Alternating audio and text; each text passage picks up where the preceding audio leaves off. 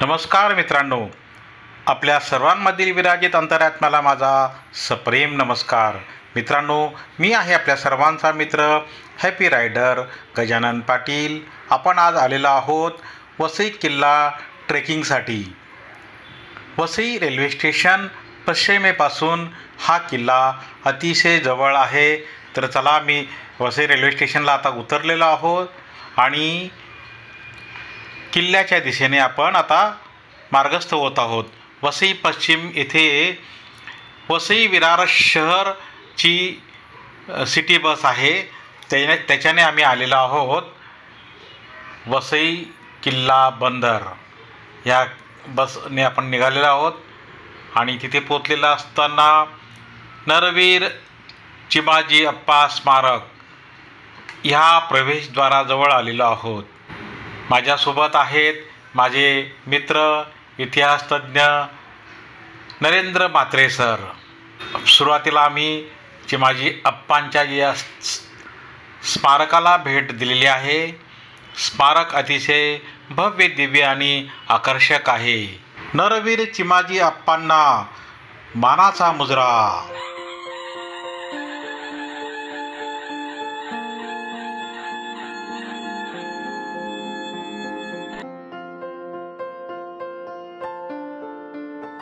Vasai railway स्टेशनपासून आपण पश्चिम बाजूला बस किंवा रिक्षा किंवा खाजगी वाहनाने जाऊ शकतो. वसई रेल्वे स्टेशनपासून वसई किल्ला 6 किलोमीटर अंतरावर आहे. आपण आता आतल्या बाजूला प्रवेश करत आहोत. येथे आहे श्री नागेश्वर मंदिर, श्री वज्रेश्वरी मंदिर. पेशवेकालीन 1740 कालखंडातलं हे मंदिर आहे. आणि त्याच्या आधी पण बघूया, रस्त्याने जाताना इथे मोठ्या भव्य दिव्य वास्तू आहेत. भव्य दिव्य इथे चर्चेस आहेत. चर्चची संख्या इथे खूप आहेत. आपण चर्चचे अवलोकन करूया. हे बघा किती भव्य दिव्य ह्या इमारती आहेत. त्यांच्या आकर्षक प्रवेशद्वार आहेत. त्यांचं भव्य दिव्यता प्रथमदर्शनी मनात भरते बघा. आणि या सगळ्याच्या फ्रेम्स आहेत किती अजून सुंदर आणि सुबक आहेत. आपण आता आतल्या बाजूला प्रवेश करूया. विस्तीर्ण प्रदेश आहे आतमध्ये आणि अजूनही किल्ला कन्स्ट्रक्शन जे आहे ते बऱ्यापैकी सुस्थितीत आहे. काळाच्या ओघात काही वास्तू खराब होत चाललेल्या आहेत, पण बघा हे आपण ह्या खुणा ज्या आहेत अगदी मन भरून पाहू शकतो. बघा या गेटच्या पिलरला बघा किती सुबक आकर्षक काम केलेलं आहे. किल्ल्याच्या आपण आतल्या बाजूला जाऊया. चर्च आहे बेसिकली आणि मोठेच्या मोठे भव्य दिव्य दालन आहे तिथे. हा किल्ला जलदुर्ग व भूदुर्ग या दोन्ही प्रकारात मोडतो. एका बाजूला अथांग सागर व बाकीच्या तिन्ही बाजूला दलदल आहे. महाराष्ट्रातील सागर किनाऱ्याचे प्रादेशिक विभागणीनुसार 2 भाग पडतात, उत्तर कोकण व दक्षिण कोकण. उत्तर कोकणात प्रामुख्याने बेट मुंबई याच्या संरक्षणासाठी अनेक किल्ले बांधले गेलेले आहेत. त्यापैकी प्रमुख म्हणजे वसई किल्ला.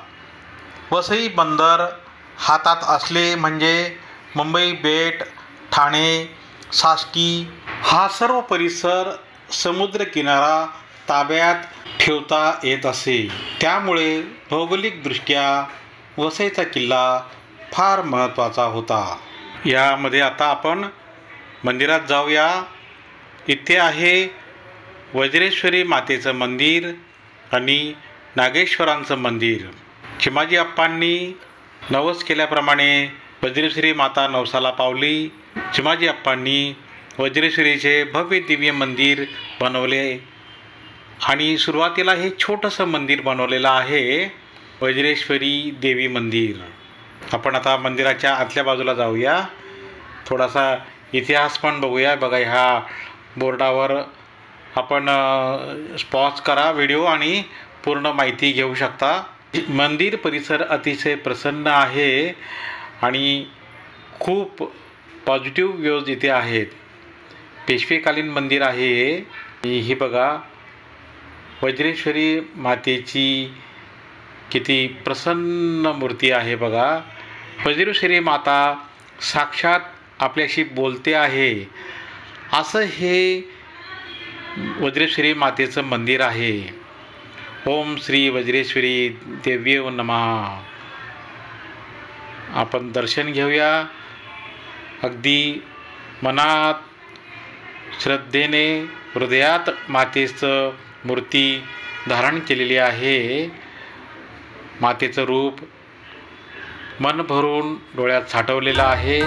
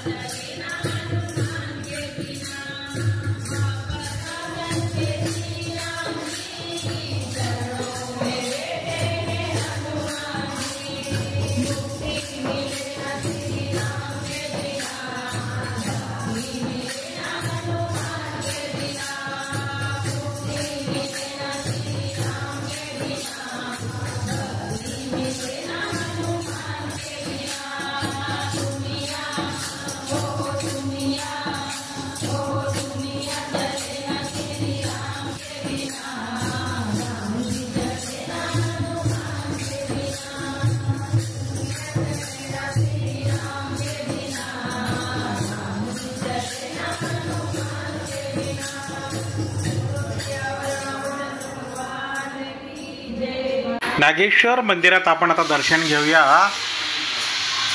ओम नमः शिवाय. आकर्षक शिवलिंग आहे. मी वेगवेगळ्या अँगलने फोटो घेतलेले आहेत. नरेंद्र म्हात्रे सरांनी सुद्धा दर्शन घेतलेलं आहे. ओम नमः शिवाय. ओम नमः शिवाय. चिमाजी अप्पांच्या पुतळ्यापासून रस्त्याने किल्ल्याच्या मुख्य प्रवेशद्वाराच्या दिशेने जाताना डाव्या बाजूला 2 कमानी असलेला टाऊन हॉल आहे. त्याच्या बाजूला न्यायालयाची इमारत आहे. त्या इमारतीच्या मागे मिझारे कोटीचा हॉस्पिटल आहे. न्यायालयाच्या पुढे कारागृहाची उद्ध्वस्त इमारत आहे. त्याच्या बाजूला स्त्रियांचा स्नानगृह व मागच्या बाजूला पुरुषांचा स्नानगृह आहे. आता आपण इथून आतल्या बाजूला जाऊया. बघा, हा नॅरो पोर्शन आहे.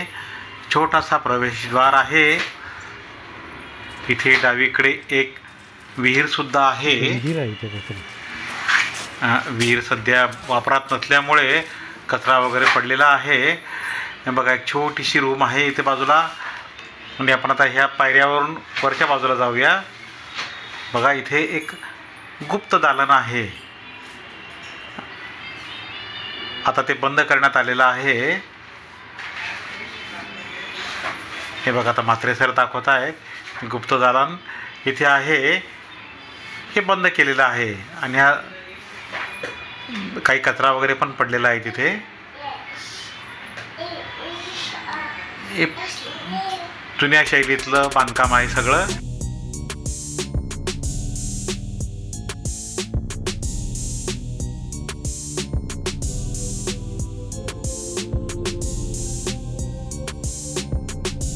किल्ल्याच्या या बाजूला नोसा सिन्नुरा दा विदा हे चर्च आहे. चर्चचं बघा, एंट्री पण चांगली भव्य दिव्य आहे. बरेच चर्च इथे आहेत.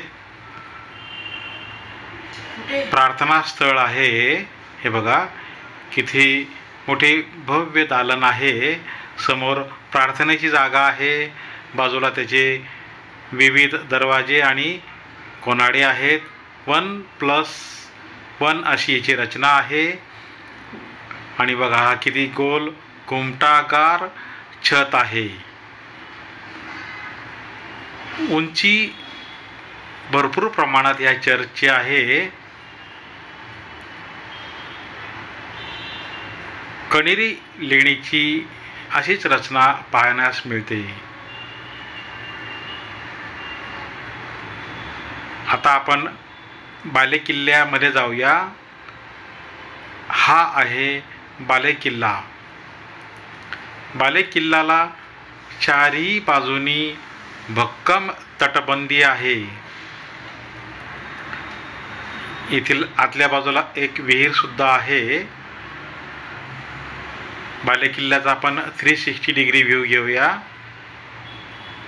हे बघा, इथे एक तोफ ठेवण्यासाठी एक जी रचना असते तशी एक रचना आहे. बघा, हे खाली भूमिगत गॅप आहे खाली जाण्यासाठी आणि इथून वरतून हे तोफेचं मेकॅनिझम आहे.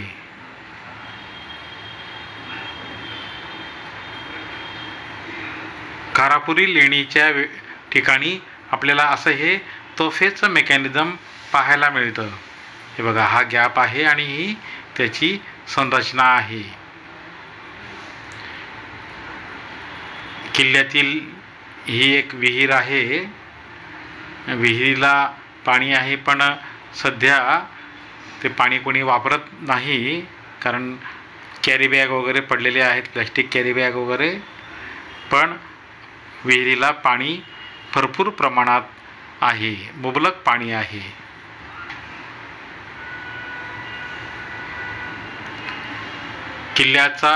बालेकिल्ल्याचा हा परिसर सुद्धा खूप प्रशस्त आहे. भरपूर मोठी जागा शिल्लक आहे इथे. आणि बालेकिल्ल्याला आतून टेहाळणी करण्यासाठी मोठी तटबंदी आहे. बालेकिल्ल्यामधून आपण थोडंसं आता बाहेरच्या दिशेने जाऊया. इथे सुद्धा एक चर्च आहे. बघा, हे 1+3 चर्च आहे. ग्राउंड फ्लोअर आणि वरती 3 माळे आहेत. भव्य दिव्य चर्च आहे. बांधकाम जरी जुनं असलं तरी त्याची मजबूती अजून कायम आहे. ह्या चर्चमध्ये जाण्यासाठी, चर्चच्या वरती जाण्यासाठी गोलाकार जिना आहे, चक्री जिना आहे इथे पूर्वीच्या काळातील. हल्लीच्या काळी असे जिने खूप कमी पाहायला मिळतात, पण बघा अजूनही जिन्यातल्या पायऱ्या सुस्थितीत आहेत. आपण आता ह्या गोलाकार चक्राकार चक्री जिन्यातून वरच्या बाजूला जाऊया आणि इथून चर्चही व्यवस्थित दिसतं. आणि इथून खाडीचा जो प्रदेश आहे, समुद्राचा भाग सुस्पष्ट दिसतो. जिन्याच्या पायऱ्या चढताना थोडं काळजीपूर्वक चढावे, कारण जिन्यातला जो पोर्शन आहे खूप छोटा आहे. एकपेक्षा जास्त जर प्रेक्षक असतील तर सांभाळून चढावे, कारण बघा ह्या बाजूला खूप मोठा गॅप आहे. हे चर्च आतून दिसतं आहे आणि बघा हा अथांग समुद्र दिसतो आहे. बघा, हे प्रेक्षक लहान लहान विद्यार्थी आमचे पाठ करणारे इथे पोहोचलेले आहेत आणि ते आश्चर्याने पाहत आहेत. लहान मुलांना तर खूप मजा येते.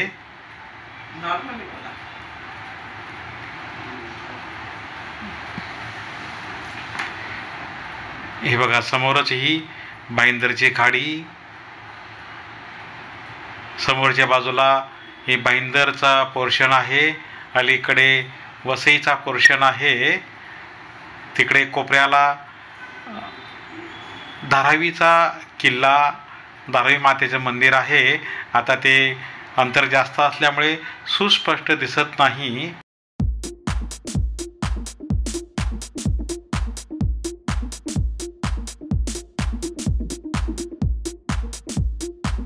छतावरील पेंटिंगमध्ये हे देवदूतांचे चेहरे पेंट केलेले आहेत. काळजीपूर्वक बघा, वेगवेगळ्या ठिकाणी हे देवदूतांचे चेहरे आहेत, सुस्पष्ट दिसत आहेत. अतिशय जुना पेंटिंग आहे तरी बघा, कलर हे अजून शाबीत आहे आणि चेहरे अतिशय सुस्पष्ट दिसत आहे. खूप छान ऐतिहासिक वारसा आहे. आपण वसईच्या किल्ल्याला गेल्यानंतर अवश्य हे पेंटिंग अवलोकन करा, कारण बहुतेक मंडळी हा पोर्शन न बघताच पुढच्या टप्प्यात निघून जातात.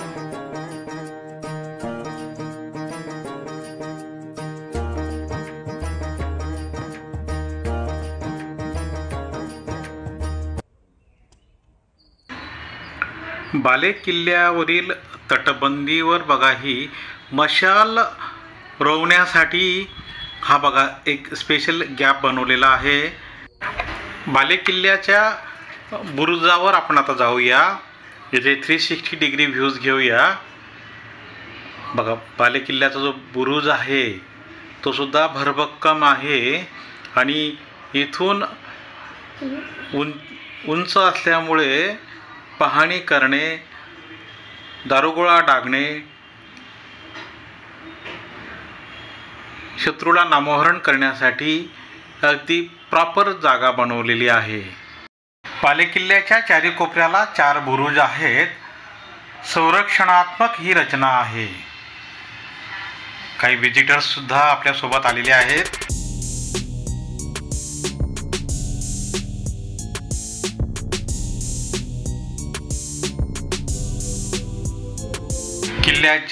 बालेकिल्ल्याचा जो तटबंदी आहे त्याच्यावरून आपण आता फिरत आहोत.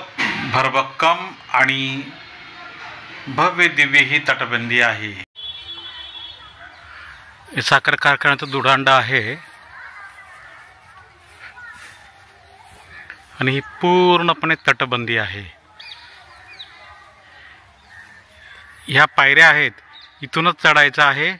तटबंदीला पूर्ण चक्कर मारायची आहे आणि परतीचा मार्गसुद्धा तोच आहे. परत दुसरा एक्झिट नाही आहे.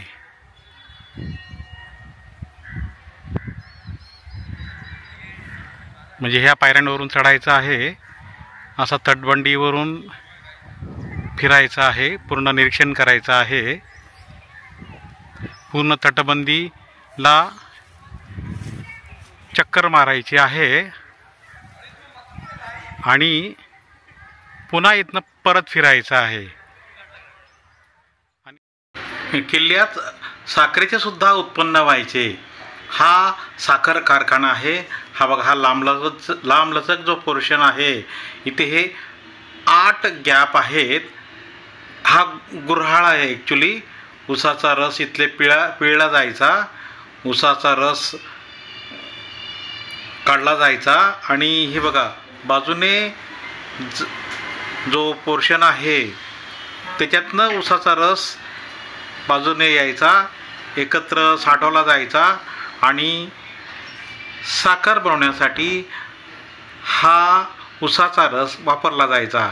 हे क्रमाने 8 गुऱ्हाळ आहेत. वसईच्या किल्ल्यात भारतीय पुरातत्व खात्याचे सुद्धा एक छोटेसे ऑफिस आहे.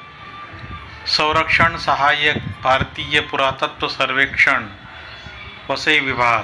बाजूला ही न्यायालयाची इमारत आहे. त्याच्या बाजूला कारागृह आहे. सैनिकांची राहण्याची जागा आहे. रूम वगैरे व्यवस्थित आहेत. बघा, या पायऱ्या वगैरे आहेत. आपण आतल्या बाजूला अवलोकन करू शकतो. आता आपण साईडने चाललेलो आहोत. सध्या बरंचसं बांधकाम जीर्ण अवस्थेत आहे. वसई किल्ल्याच्या ह्या भागात दत्त मंदिर आहे. छोटेसे पण टुमदार दत्त मंदिर आहे. आतमध्ये बघा निर्गुण पादुका आहेत. दत्तप्रभूंची मूर्ती आहे. अतिशय प्रसन्न वाटत आहे. ओम द्राम दत्तात्रयाय नमः. किल्ल्याच्या या प्रवेशद्वाराच्या तिथनं आपण आता जाऊया. प्रचंड प्रवेशद्वार आहे. म्हात्रे सर मला माहिती देत आहेत. आतल्या बाजूला जाऊया. आता लेफ्ट टर्न घेतल्यानंतर आपण आता सरळ पुढे चाललेलो आहोत. सुद्धा एक दीपस्तंभ आहे आणि हनुमानाचं मंदिर आहे. आतल्या बाजूला जाऊया आपण. हनुमान मंदिर आणि ह्या बघा, ह्या बाजूला हा जो पोर्शन आहे हा आता बंद केलेला आहे. खाली जाण्याचा जो मार्ग आहे हा बंद केलेला आहे. बघा पुढे वरती सिमेंट वगैरे लावून हे बंद केलेलं आहे. हा मुख्य दरवाजा आहे वसई किल्ल्याचा. ओके.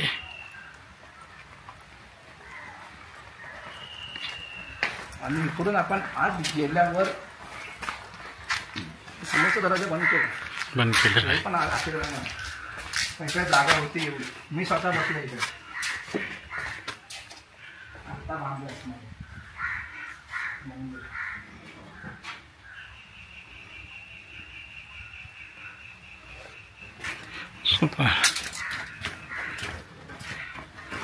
तो काय खंजीरवाला मारुती.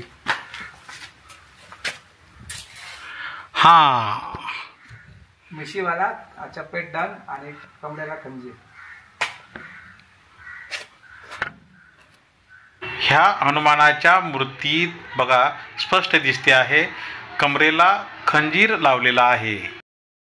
किल्ल्याच्या प्रवेशद्वारावरील जिना चढून आपण वरती आलेला आहोत. टेरेस सारखा पोर्शन आहे उंच सपाट असा.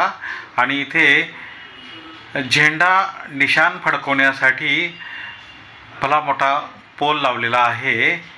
इथून वसई गावाचे विहंगम दृश्य दिसते. समुद्रसुद्धा दिसतो. हे एक पोर्तुगीज कालीन चर्च आहे. इथे शिलालेख आढळून आलेले आहेत. बघा आपण खालच्या बाजूला कॅमेरा करूया. आणि इथे थोर सरदार, थोर संत, प्राचीन पुरुषांचे हे नावं लिहिलेले आहेत. शिलालेख आहेत. काही शिलालेख पोर्तुगीज भाषेत आहेत. इसवी सन 1414 मध्ये भडारी भेंगाळे नावाच्या सरदाराने हा किल्ला बांधला. सन 1530 मध्ये गुजरातच्या सुलतानाने हा किल्ला त्यांच्याकडून जिंकून घेतला. पुढे 1534 मध्ये पोर्तुगीजांनी याचे महत्त्व जाणून पुनर्बांधणीसाठी हा किल्ला घेतलेला आहे.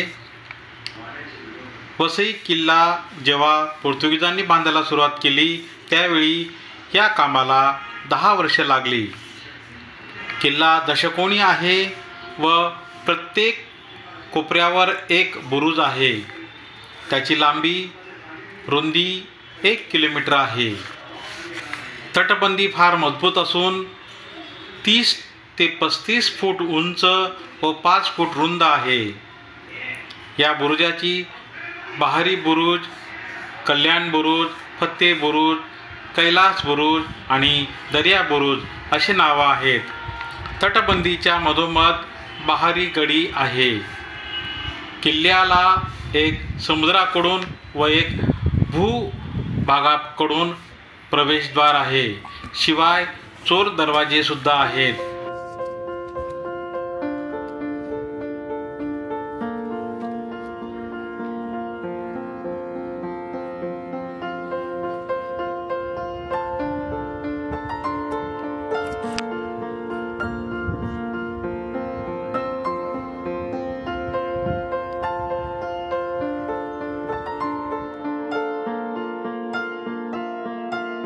हा आहे दर्या दरवाजा.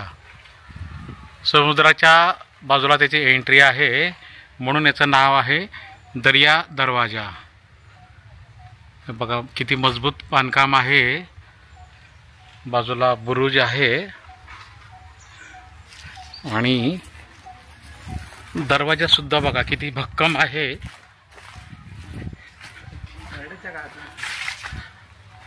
ह्या दरवाजा आता काळाच्या ओघात जरा जुना झालेला आहे, पण बघा अजून त्याची बांधणी किती मजबूत आहे. हे पोलादी पट्ट्या आहेत, ह्या पोलादी पट्ट्या आहेत आणि खिळे आहेत. आता त्याचे एज शार्प झालेले आहेत, पण हत्तीने वगैरे धडक मारू नये त्यासाठी हे टोकेरी खिळे असायचे.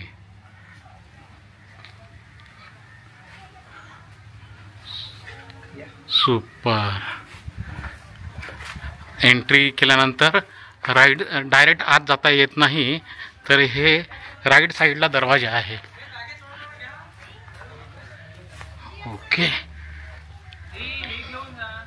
म्हणजे आपण ह्या दर्या दरवाजाच्या आतून आलेला आहोत आणि इकडे आपण आता बाहेर जातोय. इकडे आहे हनुमानाचं मंदिर.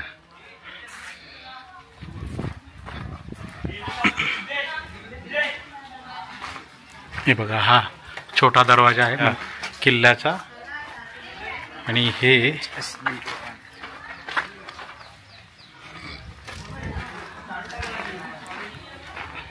सुपर.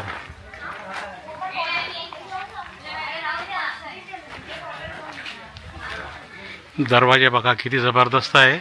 दरवाजाचा फाळका आता बघा साईडला आहे, वरती त्यांनी टेकू लावून सुरक्षित ठेवलेला आहे. सुपर. आणि बघा दरवाजाची कमान किती भारदस्त आहे.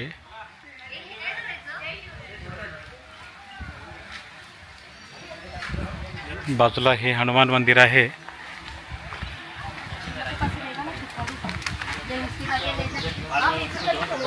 मला 20 रुपये रिटर्न द्यायचे.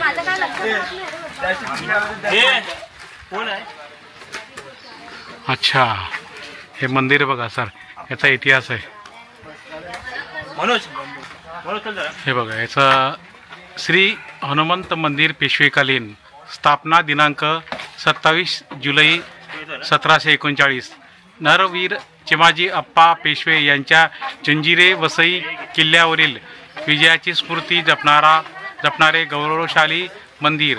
खुद्द नरवीर चिमाजी अप्पा पेशवे व वीर मराठ्यांच्या उपस्थितीत याची स्थापना झालेली आहे. पेशवेकालीन मंदिर आहे हे श्री हनुमान मंदिर. सुपर.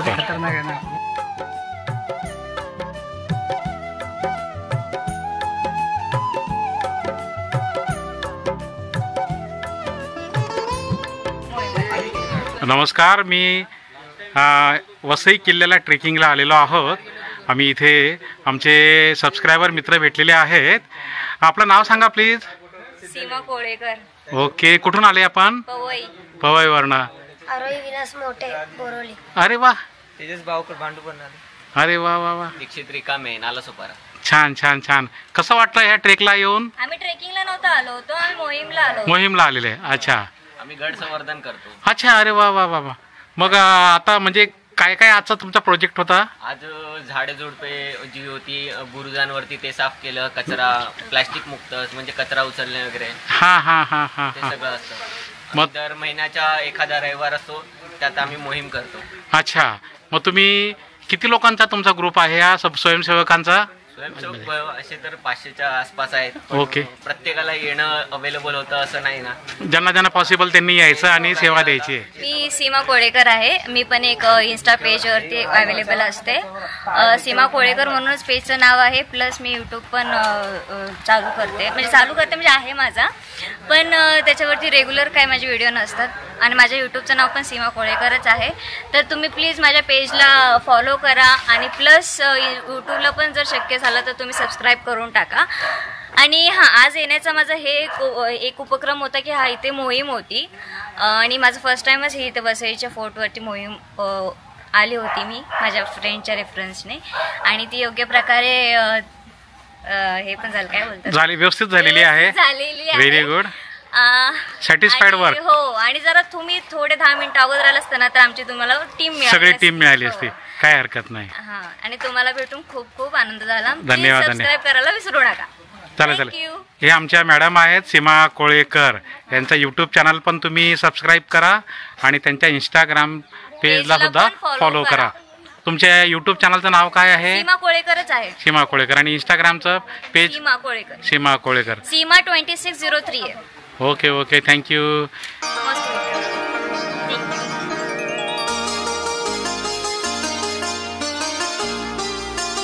गुरु बिन जग में सार नहीं, गुरु बिन जग में सार नहीं, सद्गुरु प्रेम समाया मन में, सद्गुरु प्रेम समाया मन में, पारावार नहीं, गुरु बिन जग में सार नहीं, गुरु बिन जग में सार नहीं।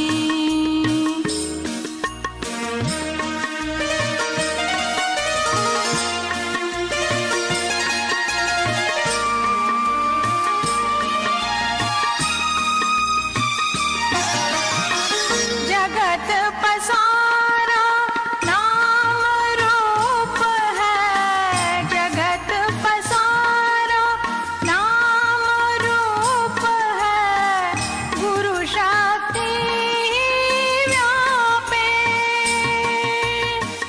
ते सद्गुरु मेरे प्राण आधारा, ते सद्गुरु मेरे प्राण आधारा, पूजा सार नहीं, गुरु बिन जग में सार नहीं,